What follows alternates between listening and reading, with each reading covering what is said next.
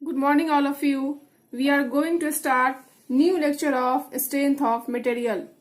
In last class we studied about elastic constants, that is E, G, mu and K with details explanation. Today we will see the relationship between different elastic constants. Let us start. There are two relations, E equal to 2G 1 plus mu and second is E equal to 3K 1 minus 2 mu. And from these two relations we get relation this, that means E equal to 9kg divided 3k plus g, where E equal to Young's modulus of elasticity, G equal to modulus of rigidity, K equal to Buck modulus of elasticity and mu equal to Poisson's ratio. In today's class I prove relation first. यहाँ पे relation first है, that is E equal to 2G 1 plus mu. Today I proved this relation, and in next class I proved relation E equal to 3K 1 minus 2 mu. So let's get started. Relation between elastic constant E, G and mu. Consider a cubic element. Consider a cubic element ABCD fixed at the bottom face, means AB face को मैंने यहाँ पे fix कर लिया, and subjected to shearing force F at the top face DC top face पे F force क्या है, shearing force मैंने यहाँ पे act करवा रही हूँ. Then effects due to this shearing load क्या होगा, इस shearing load के कारण इफेक्ट इस जो क्यूबिक एलिमेंट ABCD है उस पे क्या होगा.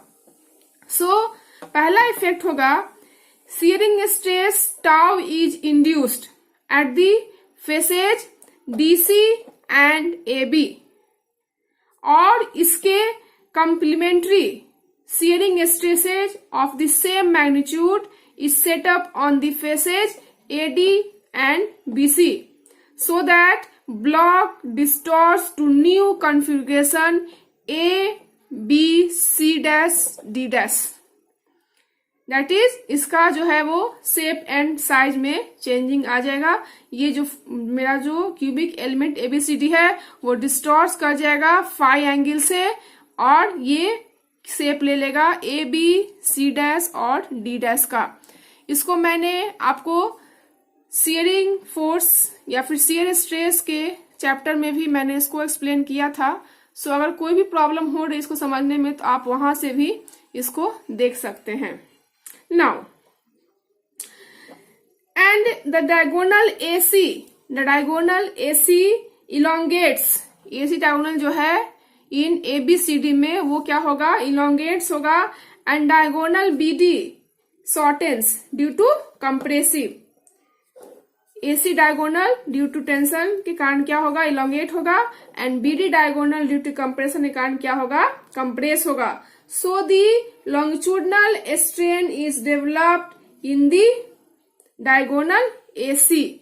Diagonal AC में क्या होगा, longitudinal strain developed होगा, क्योंकि C पॉइंट जो मेरा है वो C डैश पे चला गया shear force एक्ट के कारण, एंड D पॉइंट मेरा है वो D डैश पे चला गया. मीन्स AC डायगोनल में क्या हो रहा है, टेंशन के कारण इलॉन्गेशन हो रहा है, एंड मेरा BD डायगोनल जो है वो कंप्रेशन फोर्स के कारण क्या हो रहा है, वो शॉर्टन हो रहा है. नाउ यहाँ पे क्या देख रहे हैं हम, यहाँ पे देखते हैं कि longitudinal strain in diagonal, longitudinal strain in diagonal, that is diagonal strain, diagonal strain किसमें होगा, AC में. AC क्या होगा, AC डैश में से यहाँ पे बाय फिगर से दिखा रहे हैं क्या होता है स्टूडेंट, क्या होता है, चेंज इन लेंथ बटा original length. Means AC diagonal था उसका जो लेंथ चेंज हुआ वो क्या हो गया, C से C' फॉर्म चला गया, मीन्स AC'। ओरिजिनल लेंथ क्या था, AC था। सो AC' minus AC, final length क्या हुआ इसका, AC'। इनिशियल लेंथ क्या था, AC था। तो final minus initial divided initial, change in length divided original length. That means change in length of diagonal AC divided original length of diagonal AC. Now from construction C से मैंने एक perpendicular draw किया जो कि इस AC dash पे point E से ये मिल रहा है। Draw C perpendicular from C on to AC dash. So क्या होगा यहाँ पे, since extension CC dash is very small, यहाँ पे जो एक्सटेंशन CC डैश हो रहा है वो बहुत ही स्मॉल हो रहा है। दैट्स वाई कह सकते हैं कि AC equal to AE, AC किसके बराबर हो जाएगा, AE के बराबर हो जाएगा। दैट मीन्स यहां से कह सकते हैं कि AC dash minus AE divided AC। AC dash में से हम लोग AE माइनस करेंगे तो मेरा क्या आएगा, AC डैश में से AE माइनस करेंगे तो क्या आएगा मेरा, EC डैश। सो यहां से हो जाएगा EC dash divided AC। Means AC का वैल्यू यहां से निकल गया। मीन्स डायगोनल स्ट्रेन जो है, डायगोनल स्ट्रेन जिसको बोल सकते हैं, AC का वैल्यू फाइंड हो गया। Now hence angle AC'B, angle AC'B can be assumed to be equal of angle ACB since extension CC is very small, इसलिए एंगल AC'B और ACB को हम लोग इक्वल एज्यूम कर सकते हैं। सो यहाँ पे मैंने एज्यूम कर लिया, let angle AC'B equal to angle ACB and angle ACB and angle AC'B equal to 45 degree. क्यों, क्योंकि ये ABCD जो मेरा है वो क्या है, क्यूबॉइड है। सो इस केस में अगर ये 90 है तो ये 45 और ये 45 हो जाएगा। मीन्स ये जो मेरा AC'B है और एंगल ACB है ये क्या हो जाएगा, 45 डिग्री। नाउ सो अगर हम यहां से निकालना चाहें कि मेरा EC डैश क्या होगा, तो इस केस में क्या होगा, ये C है मेरा, C डैश है, EC डैश ये है, तो EC डैश से CC डैश जो है वो 45 डिग्री का एंगल बना रहा है। और हम लोग जानते हैं from basics knowledge of mechanics कि कोई भी फोर्स या फिर कोई भी कंपोनेंट्स जिस साइड से एंगल बनाता है वो उसका cos थीटा हो जाता है। Means CC dash equal to EC dash equal to क्या हो जाएगा, CC dash into cos 45। Means कह सकते हैं कि EC डैश जो मेरा होगा वो क्या होगा, CC डैश इंटू cos 45। इसी फिगर में से मैंने इसको यहाँ पे बनाया है, ये CEC डैश जो ट्रायंगल है उसको मैं यहाँ पे दिखा रही हूँ, CEC डैश को। नाउ cos 45 का वैल्यू 1/√2, सो CC डैश डिवाइडेड √2। यहाँ से EC डैश का मान हमको मालूम चल गया। नाउ इसको अगर इक्वेशन फर्स्ट मानते हैं तो now putting the value of EC dash in equation first we get, क्या होगा यहाँ से, AC equal to CC dash divided to AC, ये आ गया मेरा। नाउ ट्रायंगल ABC में, ट्रायंगल ABC मीन्स ये ट्रायंगल में ABC ट्रायंगल में ये क्या है, 90 डिग्री है। सो यहां से क्या हो जाएगा, AC square equal to AB square plus BC square. From basic knowledge mathematics hypotenuse square equal to perpendicular square plus base का स्क्वायर। सो यहां से निकल जाएगा, चूंकि मेरा AB इक्वल टू क्या है, BC है। यहाँ पे क्या है, AB इक्वल टू BC है because ABCD is a cuboid. So यहां से अगर हम फाइंड आउट करना चाहेंगे BC के टर्म में तो ये BC square plus BC square, that means AC का वैल्यू हो जाएगा √2 BC। AC इक्वल टू क्या हो जाएगा, √2 BC। सो ये वैल्यू यहाँ पे पुट कर देंगे तो क्या हो जाएगा मेरा CC डैश डिवाइडेड √2 और AC का वैल्यू कितना है √2 इंटू BC। सो यहां से निकल जाएगा CC डैश डिवाइडेड 2BC। यहां से निकल गया AC का वैल्यू निकल गया मेरा। इसको equation 2 AC means diagonal strain. Diagonal strain यहाँ पे निकला कितना है CC dash divided 2BC। Now अब हम लोग यहां से कंटिन्यू करेंगे एंड मेरा यहां से क्या आया equation AC equal to CC dash divided 2BC। ये मेरा इसको मान लिया इक्वेशन सेकेंड मान लिया। Now in triangle BCC dash, यहां से BCC डैश में ट्रायंगल में क्या है from triangle BCC dash tan phi, phi जहां पे क्या है मेरा शियर एंगल है, tan फाई क्या है शियर एंगल है, तो tan फाई इक्वल टू क्या हो जाएगा CC dash divided BC। tan theta लंब बटा आधार, परपेंडिकुलर क्या है इसमें मेरा CC डैश एंड बेस क्या है BC। So since phi is very small, since phi is very small इसलिए tan फाई जो होगा वो किसके बराबर हो जाएगा अप्रोक्सीमेटली फाई के इक्वल हो जाएगा। इसलिए यहां से फाई इक्वल टू निकल गया मेरा CC dash divided BC। And CC dash divided BC को हम लोग गामा भी बोल सकते हैं। क्यों? चूंकि मेरा जो शियर एंगल फाई होता है वो शियर स्ट्रेन गामा के इक्वल होता है। ये मैंने पहले के क्लास में आपको एक्सप्लेन किया हुआ है ब्रीफली, सो आप वहां जाके देख सकते हैं।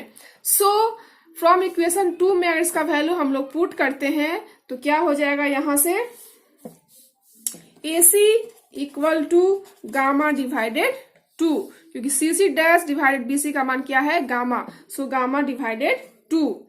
And we know that from elastic constant का पहला क्लास में जानते हैं कि G इक्वल टू क्या होता है मीन्स G इक्वल टू क्या होता है शियर स्ट्रेस बटा शियर स्ट्रेन, शियर स्ट्रेस बटा शियर स्ट्रेन मीन्स G क्या है यहाँ मॉडुलस ऑफ रिजिडिटी। सो यहां से अगर हम निकाल ले गामा का वैल्यू तो क्या हो जाएगा टाउ डिवाइडेड G। इसको अगर इक्वेशन 3 मान ले तो गामा का वैल्यू इक्वेशन 3 में पुट करने पे now putting the value of gamma in equation 3 we get AC equal to tau divided 2G। AC equal to tau divided 2G, इसको इक्वेशन 4 मान लिया। नाउ सो मेरा जो डायगोनल स्ट्रेन था वो क्या था मेरा यहाँ पे क्या फाइंड आउट हुआ टाउ बटा 2G। So diagonal strain equal to sigma n बटा 2G। इसको हम सिग्मा n बटा 2G लिख सकते हैं। क्यों? क्योंकि sigma n is the normal stress due to shear stress, sigma n is the normal stress due to shear stress. So that's why tau को हम लोग यहाँ पे सिग्मा n से इंडिकेट कर सकते हैं। मीन्स शियर स्ट्रेस जो मेरा है वो नॉर्मल स्ट्रेस में कन्वर्ट हो रहा है। एंड हम लोग ये भी जानते हैं फ्रॉम द बेसिक्स कि डायगोनल स्ट्रेन को हम लोग दूसरे फॉर्म में भी लिख सकते हैं। डायगोनल स्ट्रेन AC को दूसरे फॉर्म में भी लिख सकते हैं। मीन्स यहाँ पे मैंने बताया फ्रॉम डायग्राम से कि strain due to tensile stress AC, tensile stress के कारण इसमें क्या हो रहा है इलोंगेशन हो रहा है। And strain due to compressive stress in BD, and compressive stress के चलते क्या हो रहा है BD में यहाँ पे क्या हो रहा है शॉर्टन हो रहा है, लेंथ में कमी आ रही है। सो दैट्स वाई हम लोग लिख सकते हैं कि जो मेरा net strain in the direction of diagonal AC होगा मीन्स नेट क्या होगा सो जितना भी टेंसाइल जो स्ट्रेन लग रहा है वो माइनस जो कंप्रेसिव लग रहा है वो उसको कर देंगे माइनस, तो वो निकल जाएगा। दैट मीन्स हम कह सकते हैं कि sigma n divided E minus mu sigma n divided E, ये किसके चलते हुआ ये due to tensile stress in AC के चलते हुआ। क्योंकि हम लोग जानते हैं यंग्स मॉडुलस इलास्टिसिटी क्या होता है normal stress divided longitudinal strain. So यहां से हम लोग यहाँ पे निकाल लेंगे। अगर स्ट्रेन का वैल्यू निकालना चाहते हैं लॉन्गिट्यूडनल स्ट्रेन का, तो क्या आ जाएगा, सिग्मा एन डिवाइडेड ई। सो इस फॉर्मूला का मैंने यहाँ पे यूज किया। सो टेंसाइल स्ट्रेस के कारण जो स्ट्रेन डेवलप्ड होगा इन एसी में, डायगोनल एसी में, माइनस कंप्रेसिव स्ट्रेस के चलते जो स्ट्रेन डेवलप्ड होगा इन डायगोनल बीडी, दोनों को आपस में माइनस कर देंगे तो मेरा net strain in the direction of diagonal AC निकल फाइंड आउट हो जाएगा। यहां से sigma N divided E plus mu sigma N divided E. So यहां से एसी का वैल्यू फाइंड आउट कर लिया मैंने, sigma N divided E 1 plus mu, दोनों में कॉमन ले लिया। नाउ ऑल्सो फ्रॉम इक्वेशन, इसको मान लिया कि इक्वेशन 5 है एंड मेरा इक्वेशन 4 में आया था, क्या आया था, diagonal strain sigma N divided 2g। यहां भी डायगोनल स्ट्रेन का वैल्यू आया है और यहां भी डायगोनल स्ट्रेन का वैल्यू आया है। So from equation 4 and 5 we get sigma N divided 2g equal to sigma N divided E 1 plus mu. यहाँ सिग्मा सिग्मा कैंसिल हो जाएगा, इसलिए हम लिख सकते हैं कि E इक्वल टू 2g उधर जाएगा and 1 plus mu. So friends, इस तरह से मैंने E equal to 2g 1 plus mu को प्रूफ किया। नाउ इसको हम लोग इस तरह भी लिख सकते हैं, E equal to 2g 1 plus 1 by m. यहाँ 1 बाई एम भी इंडिकेट्स करता है पॉइजन्स रेशियो को। मैंने पहले की वीडियो में भी एम और म्यू में क्या डिफरेंस है मैंने आपको बताया था। सो फ्रेंड्स, आज मैंने आपको रिलेशनशिप बिटवीन इलास्टिक कांस्टेंट के बारे में बताया। मैं E equal to 2g 1 plus mu and E equal to 3k 1 minus 2 mu, and दोनों को अगर सॉल्व करते हैं दोनों रिलेशन को तो फाइंड आउट होता है E equal to 9kg divided 3k plus g। और आज मैंने आपको डिस्कस किया पहला रिलेशन। सो पहला रिलेशन को प्रूफ करने के मैंने स्टेप बाय स्टेप तरीके आपको बताएं। सबसे पहले क्या किया मैंने, longitudinal strain in diagonals find out किया, मीन्स डायगोनल स्ट्रेन को फाइंड आउट किया। नाउ यहाँ पे मैंने अगेन यहाँ पे फाइंड आउट किया कि EC डैश इक्वल टू क्या होता है यहाँ पे, एंड वैल्यू यहाँ से उसमें पुट किया। उसके बाद मैंने फिर ट्रायंगल का यूज किया, सीयर एंगल का यूज किया, यहाँ पे सीयर एंगल फाई का यूज किया। वहां से मैंने रिलेशन फाइंड आउट किया AC इक्वल टू टाउ बटा 2g। एंड लास्टली मैंने डायगोनल स्ट्रेन AC को दूसरे व्यू में किस तरह से दिखाएंगे उसको मैंने यहाँ पे डिराइव किया, एंड नाउ दोनों को इक्वेट करके मैंने E equal to 2g 1 plus mu को प्रूव किया। आई होप आपको ये वीडियो पसंद आया हो। अगर आपको ये वीडियो पसंद आया हो तो लाइक कीजिए, अपने फ्रेंड के साथ शेयर कीजिए, और आपके मन में कोई सवाल हो तो कमेंट बॉक्स में जाकर कमेंट जरूर करें। Thank you.